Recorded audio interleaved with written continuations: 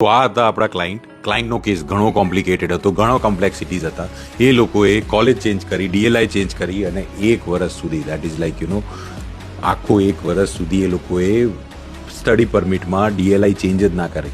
અને after the new rules change and everything એ લોકો અમારી પાસે આવ્યા અને based on that we did an application for study permit and today it is approve. Complexities easily solve થઈ જતી હોય દેન નોર્મલ કેસ તો ઇઝીલી થઈ શકે. So strategize your immigration goes before it is late. Hi ધ્રુલ, કેમ છો? બસ sir, મજામાં બોલો. કોંગ્રેચ્યુલેશન, સ્ટડી પરમિટ અપ્રૂવ થઈ ગઈ.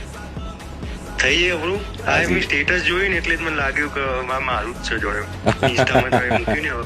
યા કોંગ્રેચ્યુલેશન. Thank you sir. હાજી, શાંતિ થઈ હવે થોડી?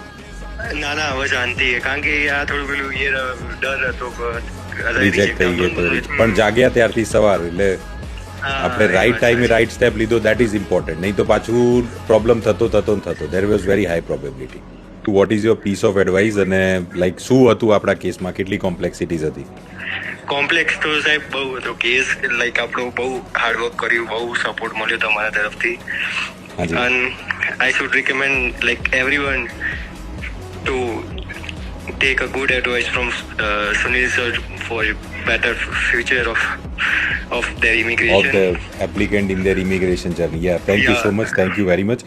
કોમ્પ્લેક્સિટી થોડીક સમજાવશો, કેટલા કોમ્પ્લેક્સ હતા આપણા કેસ? કોલેજ ચેન્જ કરી. મારા કેસની અંદર કોમ્પ્લેક્સ તો બહુ હતા. લાઈક મેં DLI પણ ચેન્જ નહોતું કર્યું.